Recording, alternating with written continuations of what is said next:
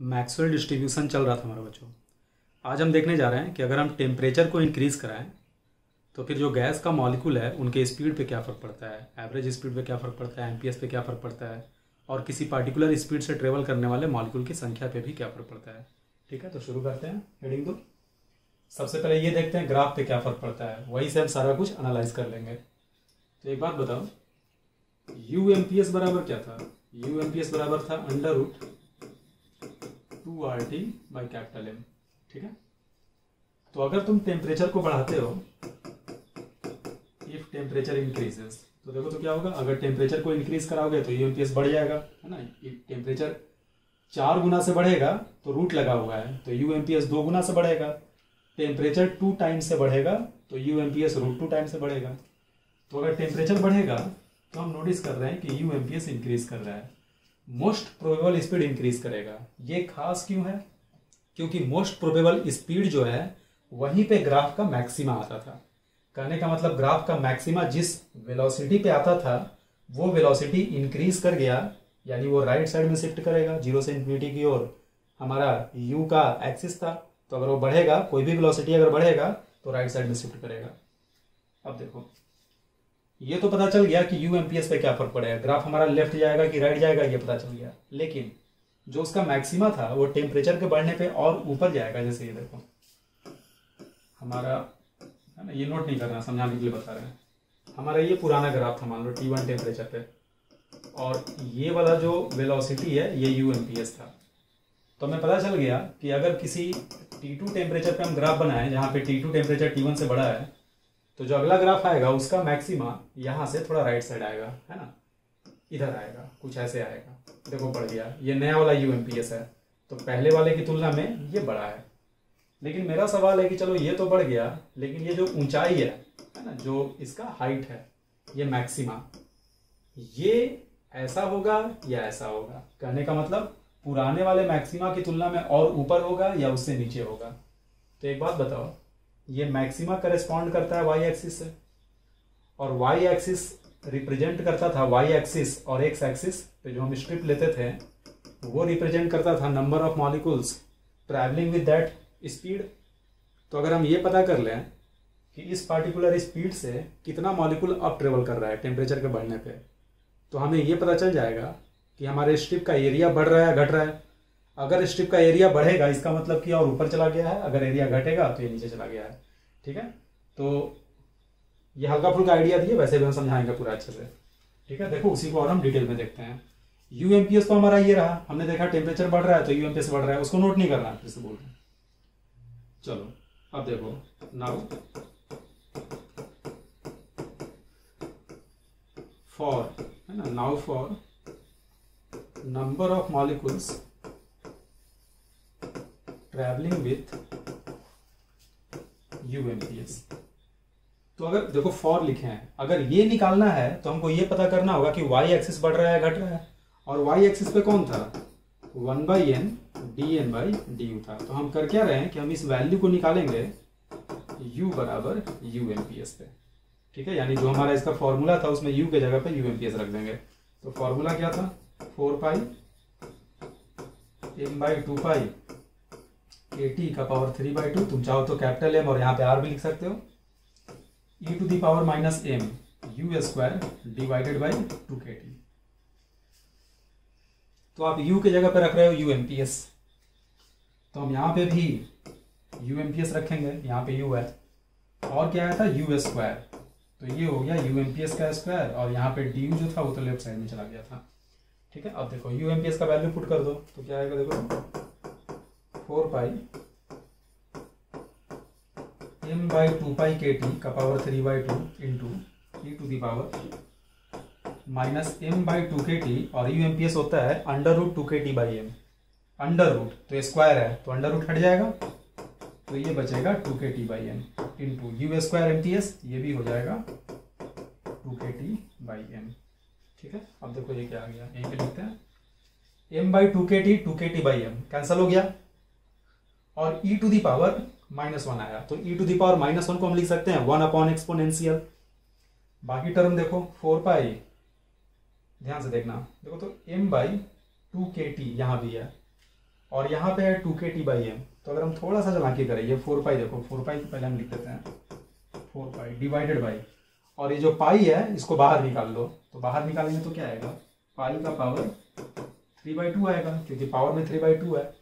बचा क्या, m/2kT, तो m को नीचे ले आओ, तो हम इसको क्या लिखेंगे 1/2kT/m, और इसका पावर कितना है 3/2 है। ये क्या हो गया था, कट गया e⁻⁻1 यानी 1 एक्सपोनेंशियल, तो 1 एक्सपोनेंशियल का e यहाँ पे हम लिख देते हैं। लास्ट में क्या बच गया 2kT/m, तो यहाँ हमने लिख दिया 2kT/m। अब देखो क्या क्या है यहाँ पे, ध्यान से देखो, तो 4 को लिख दो डिवाइडेड बाई एक्सपोनेंशियल, पाई का पावर 3/2, पाई का पावर 1, तो पाई का पावर 1 अगर नीचे जाएगा तो 3/2 में से 1 घटेगा, तो बचेगा कितना, पाई का पावर हाफ यानी √पाई, इसने हमने लिख दिया √पाई। ठीक है, अब इसको देखो 2kT/m का पावर 3/2, ये डॉट नहीं था यहाँ पे, बस 2kT है, ऐसे भी डॉट है तो गुना है, सही है। और यहाँ है 2kT/m, तो अगर ये 2kT/m है तो पावर में 1 है, और ये डिनोमिनेटर में 2kT/m है और पावर 3/2 है, तो 3/2 में से फिर से अगर 2kT/m ऊपर में जो है, अगर मान लो 2kT/m x है, तो ऊपर में है x और नीचे में है x का पावर 3/2, तो इसको क्या लिखोगे 1/√x लिखोगे, तो 1/√x अगर लिखोगे, ध्यान देना हम 1 लिखेंगे नहीं अभी, 1/√x, तो x क्या है 2kT/m, तो m हमारा ऊपर चला जाएगा, तो m यहाँ चला आया और यहाँ पे हो गया 2kT और ये अंडर रूट हो गया। ठीक है, तो देखो तुम क्या नोटिस कर रहे हो, हमारा UMPS जो है वो किसके प्रोपोर्शनल था, T/m के अंडर रूट के, और हमारा जो y एक्सिस है 1/n dn/du UMPS पे हर जगह का ना UMPS का, वो m/t के है ना अंडर रूट के प्रोपोर्शनल है। m/t चाहे इसी को क्या लिख सकते हो 4/एक्सपोनेंशियल √पाई, इसे हम लिख सकते हैं under root capital M divided by 2/t। तो एक बात बताओ, अगर टेम्परेचर बढ़ेगा तो ये क्या होगा, ये बढ़ेगा नहीं बल्कि घट जाएगा, क्योंकि टेम्परेचर यहाँ डिनोमिनेटर में है। ठीक है, तो हम लिख सकते हैं if temperature increases 1/n dn/du जो होगा ये हमारा डिक्रीज करेगा। कहने का मतलब टेम्परेचर के बढ़ने से UMPS इंक्रीज करता है, लेकिन UMPS पे जो y एक्सिस का वैल्यू है वो डिक्रीज करता है। कहने का मतलब ये मैक्सिमा पहले की तुलना में नीचे चला जाएगा। ठीक है, तो ये हमारा, ये ऊपर का ग्राफ नहीं होगा, ये नीचे का ग्राफ सही ग्राफ होगा, जो कि इसको नोट नहीं करना है, ये हम अगले है ना इसको अगले पेज में अच्छे से लिखोगे। ठीक है, इतना पहले नोट करो। तो बच्चों हमारा क्या इक्वेशन आया, MPS बराबर क्या अंडर रूट 2RT/m और 1/n dn/du u बराबर UMPS पे कितना आया, ये आ गया 4/e√पाई और ब्रैकेट में आया m/2kT चाहे m/2RT, स्मॉल m चाहे कैपिटल M का पावर हाफ आया। तो पावर हाफ नहीं लिख के हम इसको रूट देते हैं। ठीक है, और हमने क्या नोटिस किया, अगर हम टेम्परेचर को बढ़ाते हैं तो UMPS जो है वो तो बढ़ता है, लेकिन 1/n dn/du का वैल्यू u बराबर UMPS पे है ना घट जाता है। तो ये बहुत इंपॉर्टेंट ग्राफ है, कई बार ये है ना जेईई मेन में चाहे नीट में पूछता है, छोटा सवाल आसान सवाल है। तो मान लो कि ये हमारा पहले ग्राफ था T1 टेम्परेचर पे। ठीक है, ये हो गया हमारा UMPS, और UMPS पे ये जो वैल्यू है अगर हम इसको P मान लें तो ये हमारा P1 आ रहा है, UMPS 1। अगर टेम्परेचर को बढ़ाओगे तो तुम क्या नोटिस किया, UMPS बढ़ेगा यानी राइट भागेगा, लेकिन y एक्सिस घट रहा है यानी ये नीचे भागेगा। तो जो नया वाला ग्राफ होगा वो कुछ ऐसे हो जाएगा, ग्राफ। ठीक है, ये हो गया UMPS 2 T2 टेम्परेचर पे, और अगर y एक्सिस को P मानते हो तो ये हो जाएगा P2। तो एक बात बताओ बच्चों, पहले UMPS पे ट्रेवल करने वाले मॉलिक्यूल की संख्या का फ्रैक्शन क्या था, ये जो स्ट्रिप आ रहा है DU चौड़ाई का ये वाला एरिया था, लेकिन अब कितना होगा, अब इस वाले स्ट्रिप के एरिया का बराबर होगा। और ऑब्वियसली इस एरिया की तुलना में ये वाला एरिया कम है क्योंकि चौड़ाई तो दोनों का सेम है डी, लेकिन हाइट जो है वो घट गया है। इससे क्या पता चला? इससे पता चला, इंपॉर्टेंट पॉइंट लिखना, कि इफ टेम्परेचर इंक्रीजेस, अगर टेम्परेचर बढ़ता है तो आपने क्या देखा, मोस्ट प्रोबेबल स्पीड जो है ऑल्सो इंक्रीजेस, वो भी बढ़ता है। बट अगर टेम्परेचर बढ़ता है तो मोस्ट प्रोबेबल स्पीड तो बढ़ता है, लेकिन मोस्ट प्रोबेबल स्पीड से ट्रेवल करने वाले मॉलिक्यूल का फ्रैक्शन, चाहे मॉलिक्यूल का संख्या जो है वो घट जाता है। ठीक है, but number of molecules travelling with UMPS, ठीक है, डिक्रीजेस। केवल यूएमपीएस ही नहीं, यू एवरेज, यू आरएमएस, सबसे जो मॉलिक्यूल पहले ट्रेवल कर रहा था उसकी तुलना में अब कम मॉलिक्यूल ट्रेवल करेगा, मॉलिक्यूल की संख्या घट जाएगा। क्योंकि अगर यूएमपीएस राइट शिफ्ट किया तो यूएमपीएस के बाद आता था यू एवरेज और यू आरएमएस, पहले वाले टेम्परेचर पे, दूसरे पे भी वही सीन होगा। तो तुम साफ नोटिस कर रहे हो कि अगर ये राइट गया और ये पीक हमारा नीचे चला गया है ना, तो पुराने वाले एरिया की तुलना में एवरेज और आरएमएस का एरिया भी कम आएगा। ठीक है, क्लियरली हम दूसरे डायग्राम में बना देंगे, इसको पहले नोट करो। और पॉइंट लिखो बच्चों, इफ टेम्परेचर इंक्रीजेस, ग्राफ किधर मूव किया, राइटवर्ड मूव किया, राइट साइड में गया, और उसका जो मैक्सिमा है वो नीचे आ गया, है ना। तो हम लिखेंगे graph moves rightward but it's maxima moves downward, है ना, वो थोड़ा नीचे की ओर चला गया। ठीक है, और बताओ, और क्या हम कमेंट कर सकते हैं? देखो ग्राफ को फिर से, 1/n dn/du, और ये हो गया u, ये हो गया पहला वाला ग्राफ, और ये हो गया दूसरा वाला ग्राफ T2 का। तो अगर मान लो ये हमारा UMPS 1 था, तो ये हमारा UMPS 2 आएगा। ठीक है, UMPS 1, ये हो गया UMPS 2। अगर मान लीजिए यहाँ पे आया था U एवरेज 1 पुराने टेम्परेचर का, और यहाँ पे आया था U RMS 1, तो अब U एवरेज भी MPS से बड़ा होता है, तो अगले वाले टेम्परेचर पे यहाँ कहीं आएगा और RMS जो है वो यहाँ कहीं आएगा। ग्राफ का कोई मतलब नहीं है, ये ऐसे भी लिख सकते थे। ठीक है, तो देखो तो MPS की तुलना में नया MPS थोड़ा छोटा है, एवरेज की तुलना में नया वाला एवरेज थोड़ा छोटा है, और RMS की तुलना में RMS भी थोड़ा छोटा है। ठीक है, तो हम टेम्परेचर बढ़ाते हैं तो MPS भी बढ़ता है, एवरेज भी बढ़ता है, RMS भी बढ़ता है, लेकिन MPS से ट्रेवल करने वाले मॉलिक्यूल की संख्या, एवरेज से ट्रेवल करने वाले मॉलिक्यूल की संख्या, चाहे RMS से ट्रेवल करने वाले मॉलिक्यूल की संख्या घट जाती है। ठीक है, यहाँ तक क्लियर हो गया?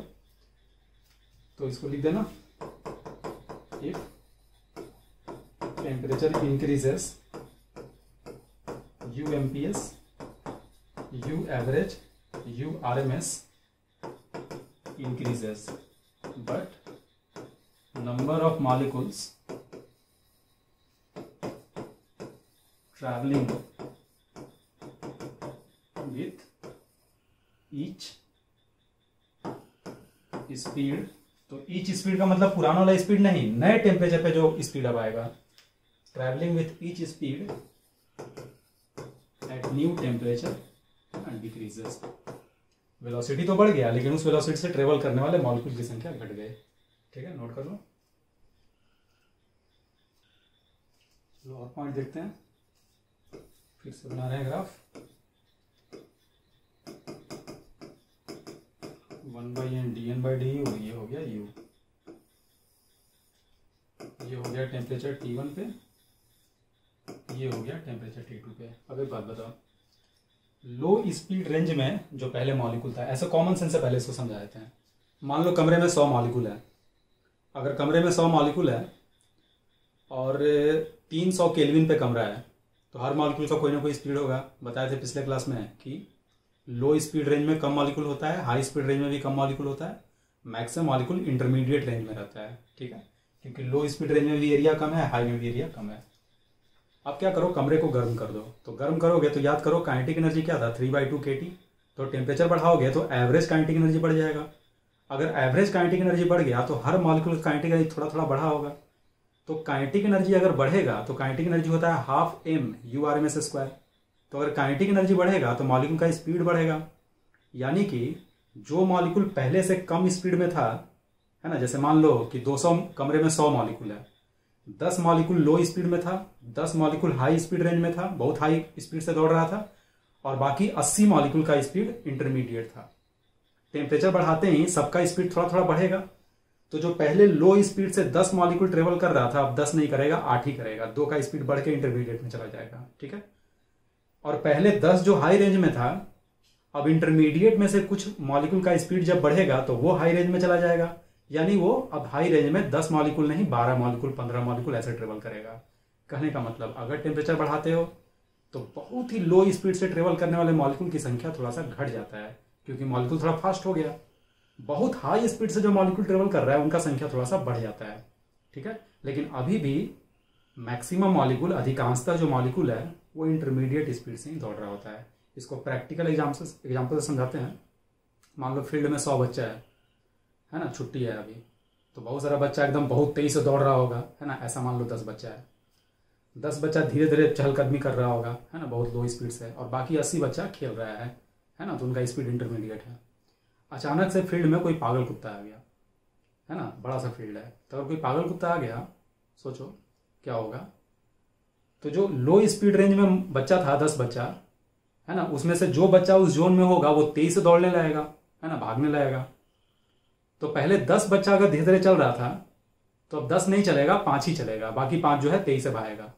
ठीक है, और जो बच्चा आसपास में जो इंटरमीडिएट स्पीड से भी खेल रहा होगा वो भी तेज से भागेगा, तो उनका स्पीड हाई रेंज में भाग जाएगा। यानी हाई रेंज में अगर पहले 10 बच्चा बहुत तेज से धावक बना हुआ था, तो अब 10 नहीं, 15 बच्चा बहुत तेज से भाग रहा होगा। लेकिन मैक्सिमम बच्चा अभी भी अपने, है ना, क्षमता के अनुसार इंटरमीडिएट स्पीड से ट्रेवल कर रहा होगा। तो यहाँ पे जो पागल कुत्ता है उसको टेम्परेचर समझो, टेम्परेचर हम बढ़ा दिए तो मॉलिक्यूल थोड़ा थोड़ा फास्ट हुआ।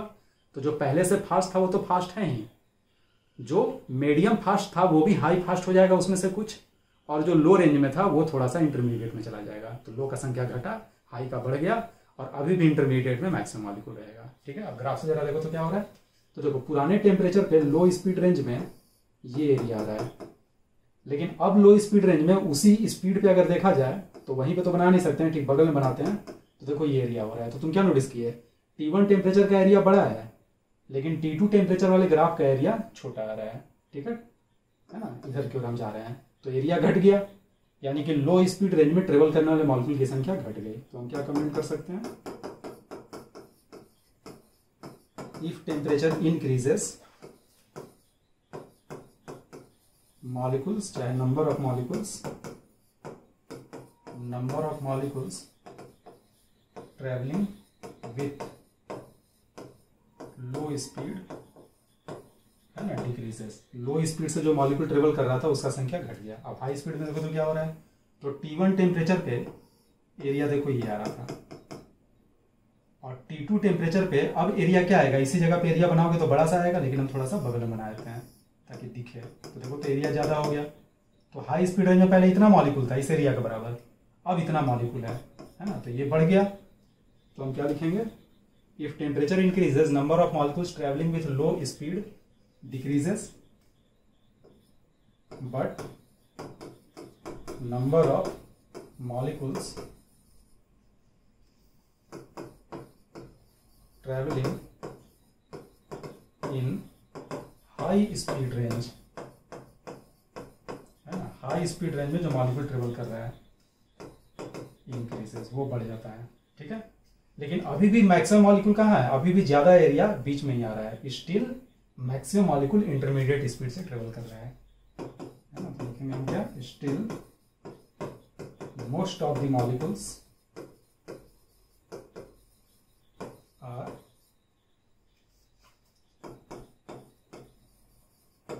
ट्रेवलिंग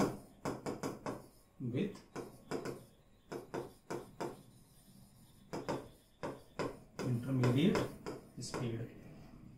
एक और बात बताओ, total area under the curve क्या था? तो total area under the curve जो था वो 0 से इन्फिनिटी के बीच में ट्रेवल करने वाले मॉलिक्यूल की संख्या था, जो कि 1 के बराबर आया था पिछले क्लास में, कि total area under the curve 1 होता है। तो 1 तो कांस्टेंट हो गया ना, तो तुम T1 पे टोटल एरिया लो, चाहे T2 पे ले लो, चाहे T3 पे ले लो, कमरे को कितना भी गर्म करो टोटल नंबर ऑफ मॉलिक्यूल तो चेंज नहीं होगा, और total number of molecule change नहीं होगा तो total area under the curve भी चेंज होने वाला नहीं है। तो हम ये कमेंट कर सकते हैं, ठीक है, कि total area under the curve is constant, और वो कांस्टेंट कितने के बराबर था? यूनिटी के बराबर एट एनी टेम्परेचर, कोई भी टेम्परेचर है, ठीक है। और हम जितना डिस्कशन कर रहे हैं उन सारे डिस्कशन में T2 बड़ा है T1 से, ठीक है, नोट कर लो। अब देखो बच्चों, अभी तक हम क्या कर रहे थे कि गैस हमारा सेम था, क्यों? क्योंकि हमने मोलर मास पे कोई कमेंट नहीं किया और टेम्परेचर हम चेंज कर रहे थे। अब हम क्या करने वाले हैं, UMPS बराबर क्या है? √2RT/m और 1/n dN/du, U बराबर UMPS है 4/exponential √π इंटू m/2RT √, ये है, ठीक है। एट कांस्टेंट टेम्परेचर इफ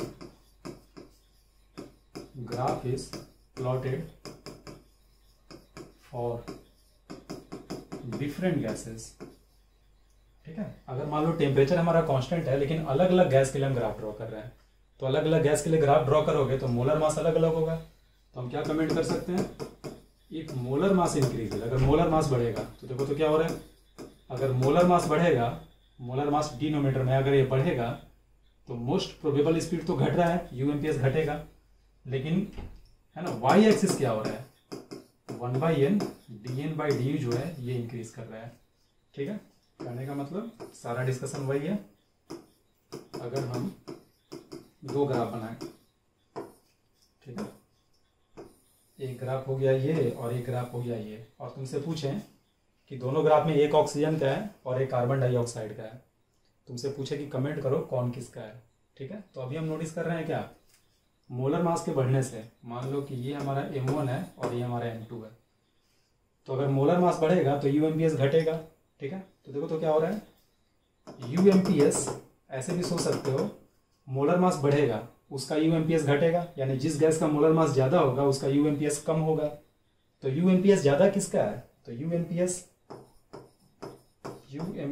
1 है ये, और ये UMPS 2 है। तो देखो तो कौन बड़ा है, तो UMPS 2 बड़ा है, ये 0 हुआ, 0 से आगे बढ़े तो पहले UMPS 1 आया, और आगे बढ़े तो 2 आया, और आगे बढ़ेंगे तो इनफाइनाइट आएगा। तो दोनों में कौन बड़ा है, 2 बड़ा है हमारा।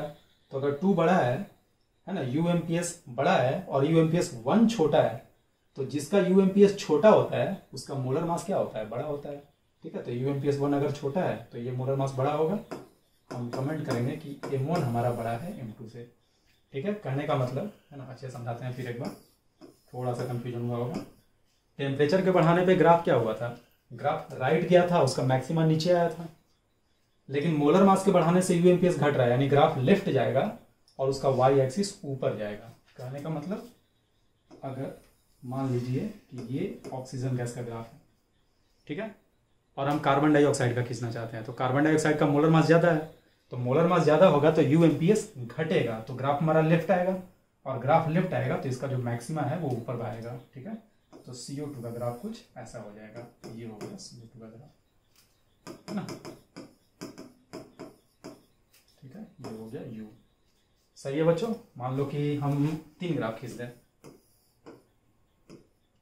है ना, एक्सिस वाई है, लिख लेना खुद से, 1 ग्राफ, 2 ग्राफ और 3 ग्राफ, और ये हो गया M1, ये हो गया M2, ये हो गया M3। और तुमसे पूछे M1 M2 M3 में क्या रिलेशन है, तो तुम बताओगे मोलर मास जितना बढ़ता है MPS घटता है ना, तो MPS सबसे कम किसका है, इसका है। तो हम बोलेंगे M1 सबसे बड़ा, उसके बाद M2, उसके बाद M3, ठीक है। कहने का मतलब अगर मोलर मास बढ़ेगा तो UMPS घटेगा, लेकिन UMPS से ट्रेवल करने वाले मॉलिक्यूल की संख्या बढ़ जाएगी। और सारा डिस्कशन वही है, ग्राफ को देख के तुम सारा कमेंट कर लोगे। कार्बन डाइऑक्साइड में लो रेंज में ट्रेवल करने वाले मॉलिक्यूल की संख्या ज़्यादा है ऑक्सीजन की तुलना में। देख रहे हो ये CO2 का ग्राफ हुआ, ज़्यादा एरिया, O2 का कम आ रहा है। लेकिन हाई रेंज में हम देख रहे हैं कि CO2 है ना का मॉलिक्यूल हाई रेंज में कम है, लेकिन ऑक्सीजन का मॉलिक्यूल हाई रेंज में ज़्यादा है। तो जितना पॉइंट अभी टेम्परेचर में कराए हैं तुम सारा पॉइंट इसमें भी खुद से कर सकते हो। ठीक है, तो खुद से करने का प्रयास करना, इसको कंपेयर करना, MPS को कंपेयर करना, जितना हम लिखवाएं हर पॉइंट को उसके करेस्पॉन्डिंग पॉइंट मोलर मास से रिलेट करके भी लिखना अगर मन हो तो। वैसे लिखने की कोई ज़रूरत नहीं है, अगर वो समझ गए हो तो ये भी तुमको समझ में आ जाएगा। ठीक है, नोट करो।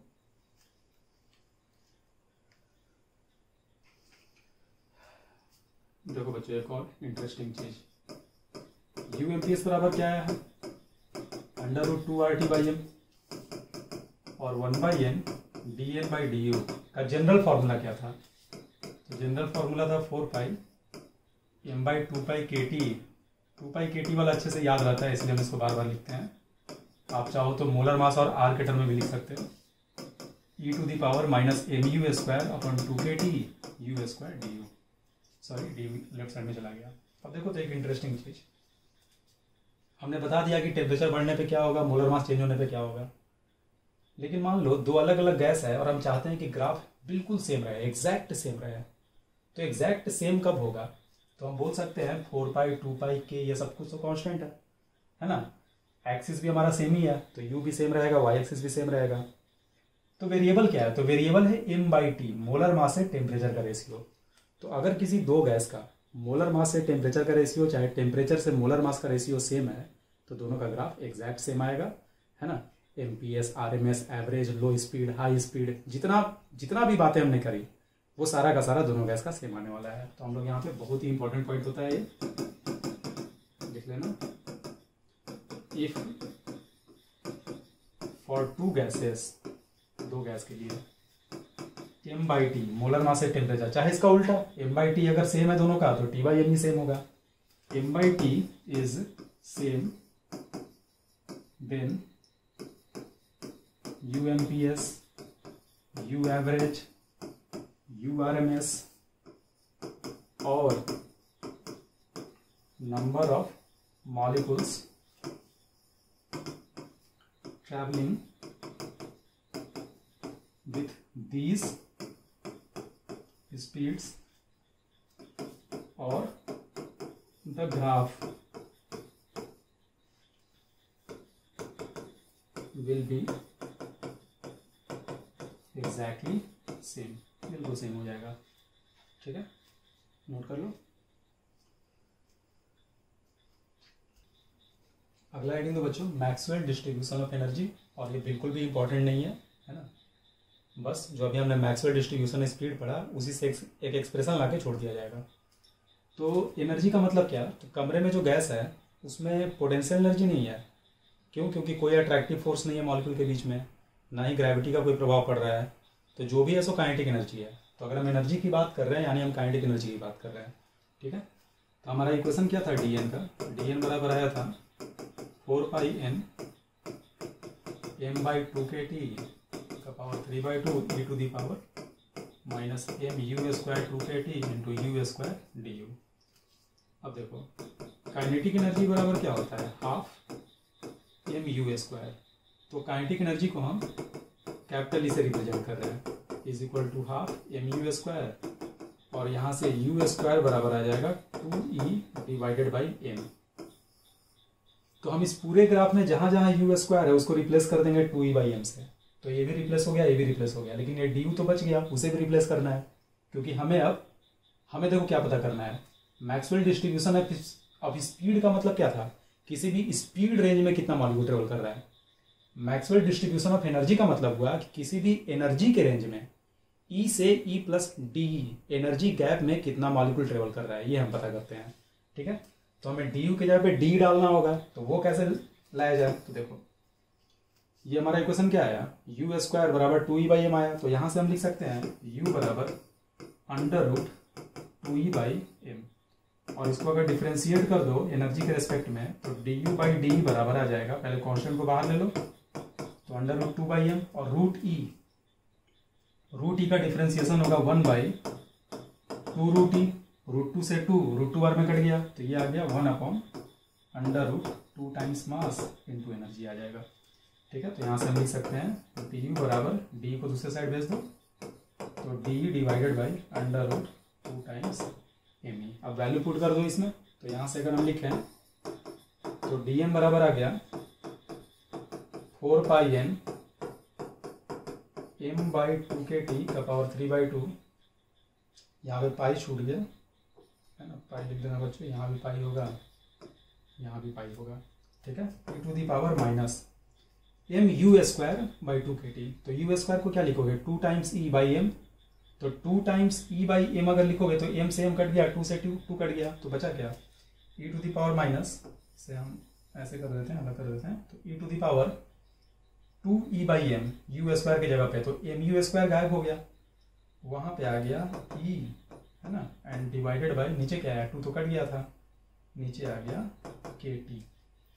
ठीक है, एक बार वेरीफाई कर लो, e to the power minus E by K T कैसे आया, e to the power minus M U square upon 2 K T, e to the power minus M by 2 K T into U square जब हमने लिखा 2 E by M, 2 E by M, तो M से M cut गया, 2 से 2 cut गया, तो ऊपर ई बचा और नीचे में के टी बचा, हो गया, इंटू यू स्क्वायर, तो यू स्क्वायर का वैल्यू पुट कर दीजिए 2 ई बाई एम।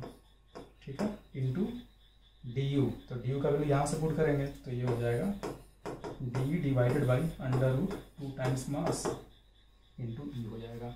ठीक है, अब ये रूट ई से तुम ई को रूट ई बार में है ना काट सकते हो, तो रूट ई हमारा ऊपर चला जाएगा, और ये जो मास है और ये जो मास है, मास अंडर रूट मास, मास का पावर 1, मास का पावर 1/2, तो मास का पावर 3/2 और यहाँ भी मास का पावर 3/2, दोनों एक दूसरे को कैंसिल कर देगा, तो बचेगा क्या 4 पाई एन, मास कैंसिल हो गया, 1/2 पाई के टी का power 3/2 E to the power minus E by K T. ठीक है, अब इसको देखिए रूट 2 से 2, रूट 2 बार में कट गया है ना, तो रूट 2 4, ये सब देखो कांस्टेंट को हम चाहें तो मर्ज कर सकते थे, लेकिन उतना हमें डिटेल में नहीं जाना, छोटा सा एक पॉइंट बताना है, तो मर्ज करने का मन है तो कर भी सकते हो, नहीं तो छोड़ ही दो, जो हम लिख रहे हैं वही लिखो। तो रूट 2 से अगर 2 को काटोगे तो ये कटेगा रूट 2 बार में, रूट ई से ई कटेगा रूट ई बार में, तो यहाँ पे हम अंदर में रूट ई लिख देते हैं, मास का पावर 1, मास का पावर 1/2, मास का पावर 3/2, इसे कैंसिल हो चुका है। ठीक है, 2 को हमने एडजस्ट कर ही दिया, ई को हमने एडजस्ट कर ही दिया, इंटू हो गया डी, तो ये आ गया हमारा डी एन का इक्वेशन, डी एन बराबर ये इक्वेशन आ गया। ठीक है, तो देखो बच्चों इस पूरे इक्वेशन में कहीं भी मास का टर्म नहीं है, तो मास का टर्म नहीं है, यही रीज़न है कि जो हम काइनेटिक एनर्जी एवरेज निकालते थे वहाँ मास नहीं आता था, केवल टेम्परेचर आया करता था। ठीक है, और यही होता है मैक्सवेल डिस्ट्रीब्यूशन ऑफ एनर्जी, और यहाँ पे डीएन क्या है, where dN is the number of molecules travelling with range of kinetic energy E से लेके ई प्लस डी तक। ठीक है ना, उसका ये हमारा एक्सप्रेशन हो गया। समझ गए बच्चों, नोट कर लेता पहले। अब देखो बच्चों एवरेज काइनेटिक एनर्जी कैसे आता है, मान लो एवरेज काइनेटिक एनर्जी निकालना है, तो हम मान लिए कि if dN1 molecules have kinetic energy E1, ठीक है, dN2 molecules have kinetic energy E2 and so on। तो एवरेज कैसे निकालोगे, सारा काइनेटिक एनर्जी का सम नीचे टोटल नंबर ऑफ मॉलिक्यूल्स, जैसे हम लोग एवरेज स्पीड निकालते थे, तो E1 कितनी बार जुड़ेगा, dN1 बार, तो ये आ जाएगा E1 dN1 plus E2 dN2 and so on En dNn हो जाएगा, और नीचे में टोटल नंबर ऑफ मॉलिक्यूल्स, तो total number of molecules capital N है ना, ऐसे भी लिख सकते हो। तो यहाँ से क्या आ रहा है, एवरेज काइनेटिक एनर्जी बराबर, इसे हम लिख सकते हैं integration E times dN divided by N। अब E का वैल्यू, सॉरी dN का वैल्यू जो अभी हमने निकाला था वो वैल्यू यहाँ पे पुट कर दोगे, तो यहाँ से जब सॉल्व करोगे तो रिजल्ट आ जाता है 3/2 kT। इसी 3/2 kT को हमने काइनेटिक थ्योरी ऑफ गैसेज में जो आइडियल गैस का इक्वेशन डिराइव किया था वहाँ पे इस्तेमाल किया था। यही मैक्सवेल का उसमें कंट्रीब्यूशन था जहाँ से P बराबर nRT आया था। ठीक है, तो ये खत्म हुआ, है ना। इक्वेशन बिल्कुल इंपॉर्टेंट नहीं है, बस इतना याद रखना, मैक्सवेल डिस्ट्रीब्यूशन ऑफ एनर्जी का जो एक्सप्रेशन होता है उसमें, है ना, मोलर मास का कोई टर्म नहीं आता है, केवल टेम्परेचर का टर्म आता है। यही रीज़न है कि बहुत सारा अगर गैस है तो उनका एवरेज काइनेटिक एनर्जी केवल टेम्परेचर पर डिपेंड करता है। टोटल अगर निकालना है तो वो टेम्परेचर पे भी डिपेंड करेगा और गैस के मोल पे भी डिपेंड करेगा। ठीक है, नोट कर लो। चलो बच्चों, कुछ न्यूमेरिकल देखा जाए। तो सबसे बेसिक एक न्यूमेरिकल हम देखते हैं। कह रहा है कि 10 पार्टिकल है जिसका वेलोसिटी 23324255532 मीटर पर सेकंड दिया हुआ है। बोल रहा है कि बताइए एवरेज क्या होगा, एमपीएस क्या होगा, आरएमएस क्या होगा। तो ये बिल्कुल बेसिक लेवल पे, है ना, आरएमएस एमपीएस एवरेज को समझाने का तरीका है। ठीक है, तो एक बात बताओ, एवरेज क्या होगा। तो एवरेज क्या होता है, टोटल सारे वेलोसिटी को सीधे जोड़ दो, 2 + 3 + 3 + 2 + 4 + 2 + 5 + 5 + 3 + 2 एंड डिवाइडेड बाई 10 कर दो, टोटल नंबर ऑफ मॉलिक्यूल्स आ गया। अगर आपसे पूछे कि एमपीएस क्या होगा तो मोस्ट प्रोबेबल क्या होता है, वह स्पीड जिससे maximum number of molecule travel कर रहा है। तो देखो, तो 3 मीटर पर सेकेंड से 1 2 3 मॉलिक्यूल ट्रेवल कर रहा है, 4 मीटर पर सेकेंड से मात्र 1 ट्रेवल कर रहा है, 5 मीटर पर सेकेंड से 2 मॉलिक्यूल ट्रेवल कर रहा है और 2 मीटर पर सेकेंड से 4 मॉलिक्यूल ट्रेवल कर रहा है। तो वह कौन सा स्पीड है जिससे maximum number of molecule travel कर रहा है। तुम बोलोगे 2 मीटर पर सेकेंड, तो हमारा यू एमपीएस हो जाएगा 2 मीटर पर सेकेंड। ठीक है, अगर तुमसे पूछे कि आरएमएस क्या होगा, तो आरएमएस क्या होगा, पहले स्क्वायर लीजिए सबका। तो सारे स्पीड का पहले हम स्क्वायर लेंगे, तो स्क्वायर क्या हो जाएगा, 2 का स्क्वायर, और सीधे छोटा करने के लिए 2 कितनी बार आया है, 4 बार। तो 2 का स्क्वायर को 4 बार लिखोगे, जैसे यहाँ पे हम लिखे थे 4 बार, तो सीधे हम ऐसा ना करते, 2 स्क्वायर को 4 बार लिखोगे तो गुना 4 कर दिए। 3 का स्क्वायर, ये कितनी बार आया, 1 2 3 बार, 3 से गुना कर दिए। 5 कितनी बार आया, 2 बार, तो 5 का स्क्वायर गुना 2, और 4 का स्क्वायर मात्र 1 बार आया। ठीक है, अब इसका मीन लिया जाए तो सबको जोड़ के 10 से डिवाइड कर दिए और लास्ट में हम इसका रूट ले लेते हैं। ठीक है, तो ये हो गया मीटर पर सेकेंड। ऐसे नहीं लिखना, तो सारे वेलोसिटी को स्क्वायर करके जोड़ देना, फिर 10 से भाग देके रूट ले लेना, सेम चीज आएगा। ठीक है, डन हो गया है। अगला देखो, अगले में कह रहा है कि आरएमएस स्पीड बताइए हाइड्रोजन गैस का 1 atm पे और डेंसिटी दिया हुआ है। तो प्रेशर और डेंसिटी से आरएमएस निकालने का तरीका क्या था, यू आरएमएस बराबर √3p/ρ था, लेकिन हमको ऐसा यूनिट में रखना होगा। तो ऐसा यूनिट में प्रेशर क्या होगा, प्रेशर दिया 1 atm, तो 1 atm का मतलब क्या, 1.01325 गुना 10 का पावर 5 पास्कल ऐसा ही में, और डेंसिटी दिया है 1 ग्राम नहीं 0.00009 ग्राम पर सीसी, और 1 ग्राम पर सीसी बराबर होता है 1000 kg पर मीटर क्यूब। तो इसको 1000 से मल्टीप्लाई अगर करोगे तो पॉइंट हमारा यहाँ चला जाएगा 0.09 kg पर मीटर क्यूब। बस खत्म हो गया, वैल्यू सीधे पुट कर दो। ठीक है, इतना आसान होता है। 3 इंटू अप्रॉक्स में करना है तो सीधे इसको 10 का पावर 5 लिख रहे हैं हम, क्योंकि ये लगभग 1 है, डिवाइडेड बाई डेंसिटी कितना 0.09। आंसर किस यूनिट में आएगा, मीटर पर सेकंड में। नोट कर लो। चलो देखो बच्चों, ये वाला करा ratio between RMS speed hydrogen का और ऑक्सीजन का। ठीक है, तो आपको निकालना है you RMS hydrogen divided by you RMS oxygen. तो बराबर क्या आएगा, √3RT। तो हाइड्रोजन का 50 kelvin 50 divided by molar mass. तो अगर रेशियो निकालना है तो मोलर मास को केजी पर मोल में रखने की कोई जरूरत नहीं है, क्योंकि ऐसे भी दोनों कट जाएगा। अगर तुमको एग्जैक्ट वैल्यू निकालना होता तो हमेशा मोलर मास को केजी पर मोल में रखते, यानी जो ग्राम पर मोल में आता है उसको 1000 से डिवाइड करके, चाहे 10⁻³ से मल्टीप्लाई करके। फिलहाल कोई दिक्कत नहीं, यहाँ 2 रख रहे हैं हम, डिवाइडेड बाई 3R, ये 800 है, हम लिख दिया 800, डिवाइडेड बाई ऑक्सीजन का मोलर मास हो जाएगा 32। सॉल्व करोगे 50 से 800 16 बार में कट गया। ठीक है, तो ये हो गया √3R से 3R कैंसिल हो गया, 1/16। ठीक है, और 2 से 32 जो है ये भी 16 बार में कट गया, है ना। कैलकुलेशन एक बार चेक कर लेना तुम लोग। ठीक है, तो 2 से 32 अगर 16 बार में कटेगा, 32 ऊपर चला जाएगा, ये हो गया 16। तो हमारा आंसर आ रहा है 1:1। ठीक है, कैलकुलेशन चेक कर लेना, तरीका यही है। चलो अगला देखो, अगले में कह रहा है कि यूएमपीएस 8 ग्राम हाइड्रोजन का 200 मीटर पर सेकेंड है। तो इसका एवरेज काइनेटिक एनर्जी क्या होगा? एवरेज काइनेटिक एनर्जी क्या होता है? 3/2 kT। तो 3/2 kT के लिए हमें टेम्परेचर चाहिए और हमें दिया हुआ है UMPS।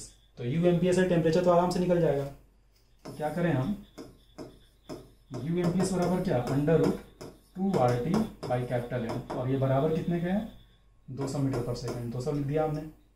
सॉल्व करोगे तो रूट उधर भेज दो, तो 2 इंटू, ठीक है, आर का वैल्यू कितना? आर का वैल्यू रखोगे 8.314।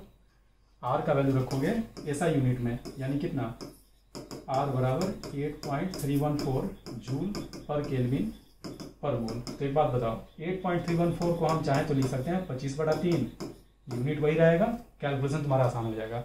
लगभग में 25/3 लिख सकते हैं। तो लिख रहे हैं हम इसको 25/3, ठीक है, into temperature divided by molar mass. तो किसकी बात हो रही है? हाइड्रोजन गैस की। तो हाइड्रोजन गैस का मोलर मास कितना? 2, लेकिन हमें रखना है kg पर मोल में। तो हम इसको मल्टीप्लाई कर देंगे 10⁻³ से, इज इक्वल टू 200, और ये स्क्वायर हो गया तो ये हो जाएगा 200 गुना 200। यहाँ से सॉल्व करोगे तो टेम्परेचर कितना आएगा? देखो तो 2 से 2 कट गया, ठीक है, 3 से इधर मल्टीप्लाई हो जाएगा, 10⁻³ यानी 22,000 हो जाएगा। 22,000 करोगे, 3 0 गया तो बचा 20, 20 गुना 2, ये हो गया 40, इंटू कितना? 3 एंड डिवाइडेड बाई 25 आ गया, ठीक है। इसको अगर सॉल्व करोगे तो ये हो जाएगा 120/25 केल्विन। तो हमारा टेम्परेचर निकल गया। अब टेम्परेचर निकल गया, हमसे क्या पूछ रहा है? Average kinetic energy. तो एवरेज काइनेटिक एनर्जी क्या होगा? 3/2 kT, यानी 3/2 इंटू R/Na। आर का वैल्यू पता है जूल में, एवोगैड्रो नंबर भी पता है, और टेम्परेचर आ गया 120 डिवाइडेड बाई 25। यहाँ से निकालोगे तो ये आपका जूल में आ जाएगा। आर का वैल्यू जूल में पुट करना, जूल में आ जाएगा। आगे बोल रहा है also calculate you average of hydrogen gas. You average, तो देखो यू एवरेज निकालने के लिए इतना कैलकुलेशन हम नहीं करेंगे, हम यहीं से काम करेंगे, यहाँ से। तो यू एवरेज क्या होता है? यू एवरेज होता है √8RT/m, ठीक है। अब एक काम करो, ये हमारा इक्वेशन नंबर 1 और ये हमारा इक्वेशन नंबर 2, दोनों का रेशियो ले लो, तुम्हारा काम हो जाएगा। इक्वेशन नंबर 2 को डिवाइड कर दिया हमने इक्वेशन नंबर 1 से, तो ये हो जाएगा U average by 200 is equal to, ध्यान से देखो तो क्या क्या कट गया? RT/m कट गया, ठीक है। तो बचा क्या? √8/π, है ना, और वो जो √2 है वो चला जाएगा नीचे में, 1/√2, यानी 2/√π आ गया। यहाँ से आप चाहो तो U एवरेज निकाल सकते हो। एक तरीका ये हुआ। दूसरा तरीका याद करो, UMPS और U एवरेज का रेशियो आया था 1:1.128। तो हम चाहें तो डायरेक्ट भी लिख सकते हैं U एवरेज बराबर 1.128 इंटू UMPS, ठीक है। UMPS अगर 200 है, सीधे इसको 200 से मल्टीप्लाई कर दो, क्योंकि UMPS वहाँ पे 1 था तो U एवरेज 1.128 था, यानी कि UMPS का 1.128 गुना होता है एवरेज स्पीड। तो एवरेज स्पीड निकालने के लिए MPS में उतने से मल्टीप्लाई कर दिया, ठीक है, नोट कर लो। चलो बच्चों आगे देखते हैं। देखो अब बोल रहा है कि रूट मीन स्क्वायर स्पीड जो है 27 केल्विन और 1.5 बार पे 10⁴ सेंटीमीटर पर सेकेंड है। अगर टेम्परेचर और प्रेशर दोनों को हम 3 गुना से बढ़ा दें तो नया वाला RMS क्या होगा, ठीक है। तो देखो जब भी ऐसा सवाल है तो टेम्परेचर पे काम करना है, क्योंकि तुम टेम्परेचर देखो, जो भी हमारा गैस है उसका मोलर मास तो चेंज नहीं करेगा।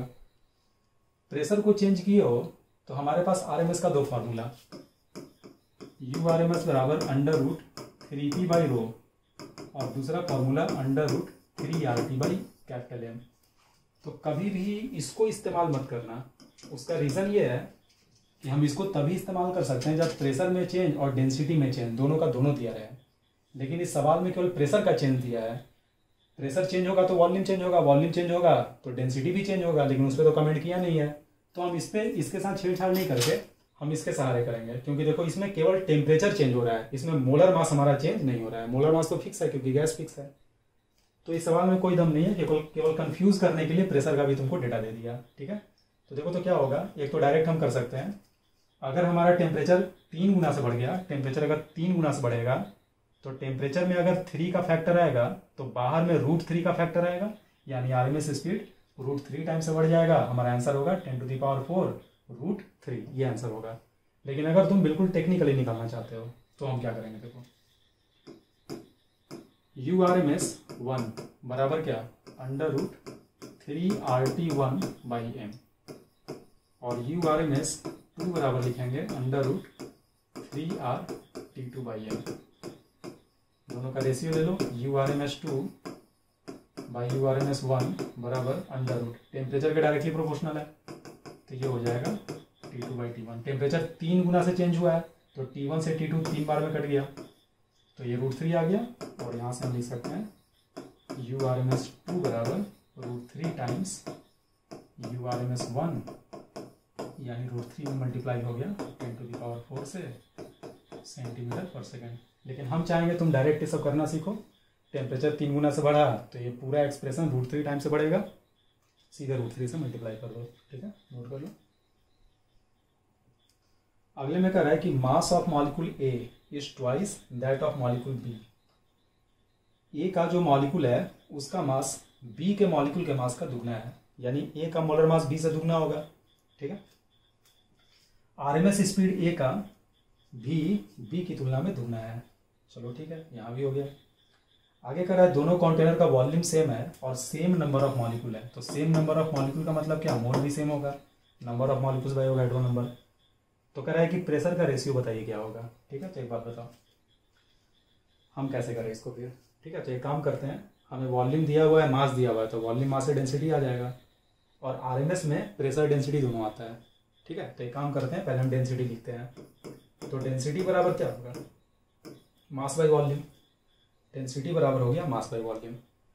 तो देखो मोल तो दोनों का सेम है ना, तो अगर हम मास लिखेंगे, मास, तो मास क्या होगा, number of mole into molar मास। तो अगर डेंसिटी ए का लिखोगे तो मोल into molar mass of A divided by volume, क्योंकि वॉल्यूम दोनों के लिए सेम है। और डेंसिटी अगर बी का लिखोगे तो आ जाएगा mole into molar mass of B divided by volume. ये बस हम साइड में कर लिए ताकि आसानी हो, बस खत्म हो गया सवाल। अब क्या करोगे, U R M S A divided by U R M S B बराबर क्या formula, √3PA by density, density को डी लिख देते हैं, D A divided by √3PB divided by density B का, ठीक है। ये क्या होगा, 3 से 3 कट गया, तो ये हो गया √PA by PB into density, उल्टा हो जाएगा तो DB बाई DA आ गया। और आरएमएस स्पीड के बारे में क्या बोल रहा है कि ए का आरएमएस स्पीड बी का दुगना है, तो बी के आरएमएस से ए का आरएमएस 2 बार में कट जाएगा, ये 2 हो गया।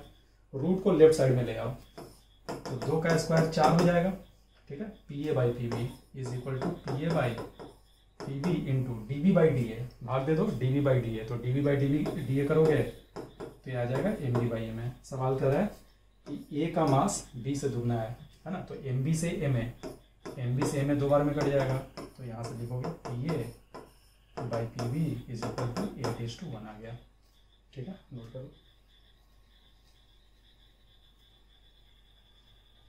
चलो ये सवाल देखो बच्चों, करा रेशियो बताइए फ्रैक्शन ऑफ मॉलिक्यूल का हीलियम और ऑक्सीजन के लिए। तो क्या लिखेंगे हम, DN बाई हीलियम, है ना। फ्रैक्शन बोल रहा है तो DN बाई N कर सकते हो, लेकिन N वैसे भी कट जाएगा दोनों केस में, क्योंकि फ्रैक्शन बोल रहा है तो चाहे लिख ही दो।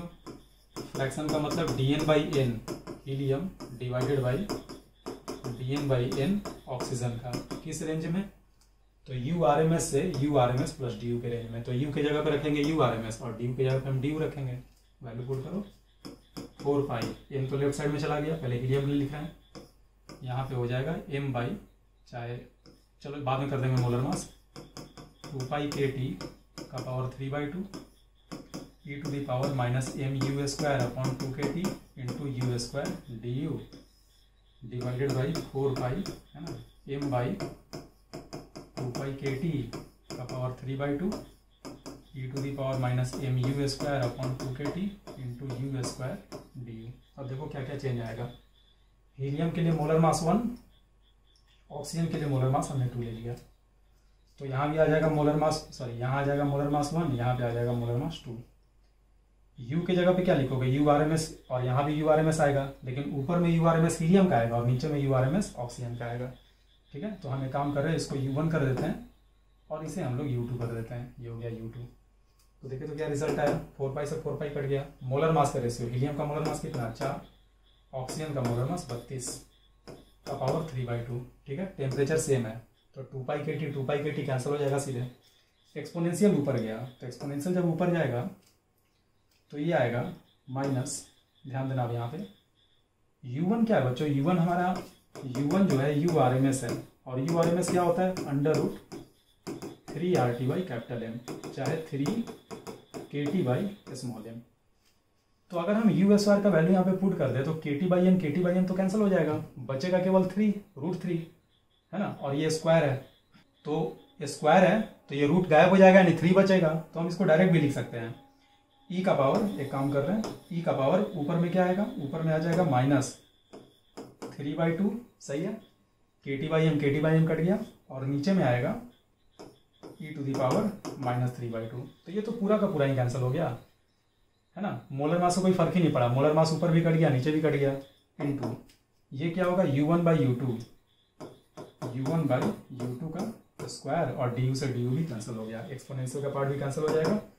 ये क्या हो जाएगा बच्चों, 4 से 32 गया 8 बार में, तो 1/8 का पावर आ गया 3/2। ये पार्ट तो कैंसिल हो गया। U1/U2, तो U1 क्या है RMS स्पीड है, तो RMS स्पीड अगर आप लिखोगे और स्क्वायर है तो रूट हमारा हट गया, ऊपर में किसका हीलियम का, तो RMS स्पीड हीलियम का लिखोगे तो ये हो जाएगा 3RT बाई हीलियम का मोलर मास कितना 4, और नीचे में ऑक्सीजन तो ये हो जाएगा 3RT डिवाइडेड बाई ऑक्सीजन का मोलर मास 32, 4 से 32 8 बार में कट जाएगा, तो ये हो गया 8 डिवाइडेड बाई 8 का पावर 3/2। ठीक है, 3/2 में से है ना 4 से 32 8 बार में कटा, 3RT कैंसिल हो गया क्योंकि टेम्परेचर सेम है, तो ऊपर में 8 बचा और नीचे में 8 का पावर 3/2, तो 3/2 में से इसका पावर 1 अगर माइनस होगा तो 1 आ जाएगा √8, और ये हो जाएगा 1/2 √2। ठीक है, नोट कर लो। देखो बच्चों देखते हैं लास्ट सवाल, करा calculate fraction of methane molecule, यानी DN/N फिर से = 4 पाई m/2 पाई RT का power 3/2 e⁻² mu²/2RT × U² du। Pressure दिया है 101.325 किलो पास्कल, टेम्परेचर दिया 300 kelvin, whose speeds are in the range of U, ध्यान से देखना आप इस चीज को, रेंज क्या दिया UMP -0.005 UMP से लेकर UMP +0.005 UMP। तो देखो इंटरवल 0.005 इंटू UMP है, तो बहुत छोटा इंटरवल है। आप मतलब एक साइड का देख रहे हैं, अब इंटरवल निकालने के लिए फाइनल में से इनिशियल को घटाना होगा, तो अगर फाइनल में से इनिशियल को घटाओगे तो 0.005 UMP में से ये जब माइनस होगा तो ये माइनस माइनस प्लस हो जाएगा। तो देखिए U बराबर क्या आया, तो U बराबर हो जाएगा UMP, और UMP का मतलब √2RT/M, और जो DU होता है वो क्या होगा, तो D होता है इंटरवल, तो दोनों का डिफरेंस ले लो, तो डिफरेंस लोगे तो आएगा 0.005 UMP minus minus plus 0.005 UMP। ठीक है, तो ये हो गया 0.01 UMP 0.01 इंटू √2RT/M। बस अब इसमें वैल्यू सारा का सारा पुट कर दो, 4 पाई मास, मीथेन का मास कितना 16 × 10 का पावर -3 क्योंकि SI में रखना है, 2 पाई, R का वैल्यू 8.314, चाहे 25/3 भी लिख सकते हो कैलकुलेशन आसान करने के लिए, टेम्परेचर है 300 केल्विन का पावर 3/2 e⁻² -m/2RT, और U² का वैल्यू रखोगे √2RT/M कैंसिल हो जाएगा, e⁻−1। इसका वैल्यू क्या आएगा बच्चों U² 2RT/M, और DU का वैल्यू आएगा, DU ये रहा 0.01 इंटू √2RT/M। ठीक है, तो देखो ये तो पूरा का पूरा 10 का 10 लिख दिया हमने यहाँ से लेकर यहाँ तक, ये हो जाएगा 1 एक्सपोनेंशियल, पूरा हम कैलकुलेट नहीं करेंगे, बस हम बता रहे हैं इस तरह का सवाल कैसे किया जाता है। ठीक है, पूछेगा नहीं ऐसा है ना, अगर पूछेगा भी तो आंसर एक्सप्रेशन के फॉर्म में ही देगा। अब ये क्या आ जाएगा 2 इंटू R का वैल्यू 8.314, टेम्परेचर हो गया 300 केल्विन, मोलर मास मीथेन का 16 × 10 का पावर -3, और देखो इसका पावर 1 इसका पावर 1/2, दोनों ऐड करोगे तो पावर में आ जाएगा 3/2, और लास्ट में आ गया 0.01। सारा का सारा टर्म हमको पता है ना, आराम से हम कैलकुलेट करके निकाल सकते हैं। ठीक है, नोट कर लो। तो बच्चों इसी के साथ मैक्सवेल डिस्ट्रीब्यूशन हमारा पूरी तरह से खत्म हुआ। इसमें जब भी सवाल आता है तो आरएमएस एमपीएस को कंपेयर करने वाला ही सवाल आता है, छोटा छोटा सवाल आता है, बहुत ही आसान आता है। ये सब हम कॉन्सेप्ट के लिए बता दिए हैं, लेकिन ये सब एग्जाम में कहीं पूछता नहीं है, कभी नहीं पूछा है, ना ही कहीं पूछेगा। तो जो छोटा छोटा सवाल है कंपेयर करने वाला कि SO2 से O2 का आरएमएस स्पीड बताओ, है ना, चाहे कंपैरिजन करके दे दिया तो टेम्परेचर बताओ क्या होगा, बहुत ही आसान। तुम शीट करोगे तो देखोगे कि बहुत ही आसान सवाल इसका पूछता है। ठीक है, तो मिलते हैं हम लोग अगले क्लास में।